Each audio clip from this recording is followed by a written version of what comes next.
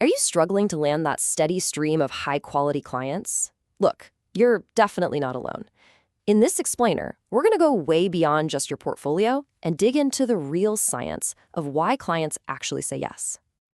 So, does this sound familiar? You've got the skills, right? You've put in the hours, you've honed your craft, but your calendar, it's got way more white space than you'd like. It is such a common frustration, but I'm telling you, the reason why, it's probably not what you think. Okay, so if you're like most freelancers, you've probably told yourself some of these stories. You know the ones. The market is just too saturated, or clients just don't value good design, they only want the cheapest option. And the big one, if I can just make my portfolio a little bit better, then everything will fall into place. But here's the thing. Those beliefs, they're a total trap. The real problem isn't about your talent, and it's not even about your portfolio. It's a fundamental misunderstanding of how clients actually make the decision to hire someone. And this right here, this is the core idea that changes absolutely everything. You see, clients aren't really looking for the most creative genius out there. What they're really looking for is the safest bet. They don't hire talent, they hire certainty. And hey, the data totally backs this up. Get this. Only a tiny 9% of buyers actually trust vendor websites as a primary source of information. So what does that mean? It means your beautiful, pixel-perfect portfolio is having a way smaller impact than you probably think. Okay, so if your portfolio isn't the big deciding factor, then what is? What are clients really using to make these decisions? Well, the answer is actually pretty simple. It all comes down to trust. And this chart, it just perfectly illustrates that massive gap. Just look at the huge difference here. You've got 73% of executives relying on what their peers say, compared to that tiny 9% who rely on your website. It's clear, they trust other people's experiences way, way more than your own self-promotion.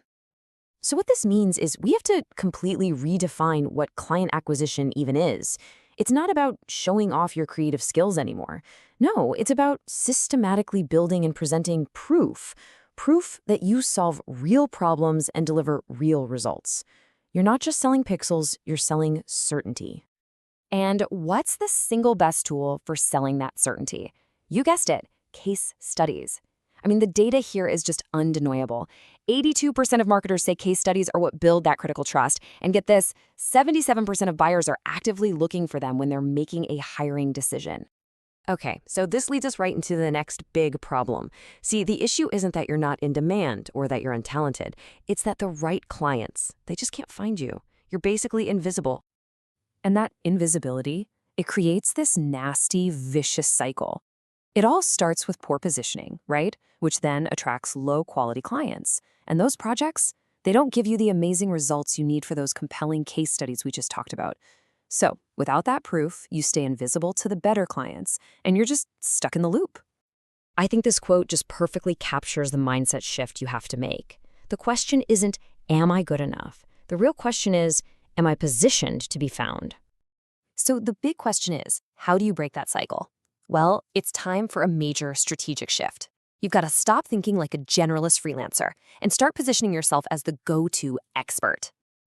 All right, fix number one. Define a pain, not a service.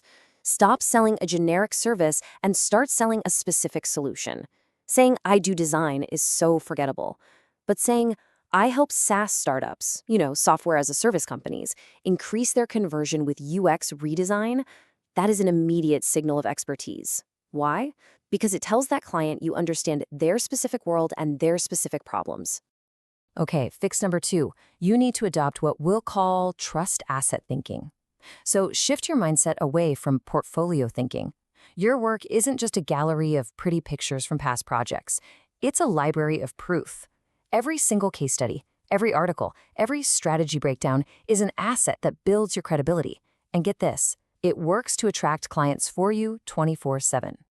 And fix number three, change your outreach.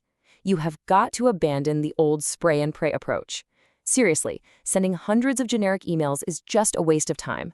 Instead, you need to adopt a targeted, almost surgical approach.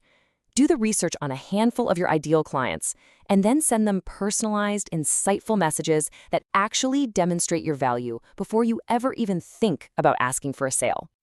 So this new approach, it's really built on 4 simple pillars. You need to educate your audience, provide unique insight, back everything up with hard proof, and do it all with, you guessed it, consistency. This right here is how you become that trusted authority in your niche. So the big takeaway here is this. The modern client does their homework. They research first, they seek out proof, and they hire the specialist who has clearly, without a doubt, demonstrated their authority. Your entire client acquisition strategy just has to align with that new reality. And when you make these strategic shifts, I'm telling you, the game changes completely. You stop desperately chasing every possible lead, and instead, you become a magnet. You start attracting high-quality clients who are already convinced of your expertise. That is the real science of client acquisition.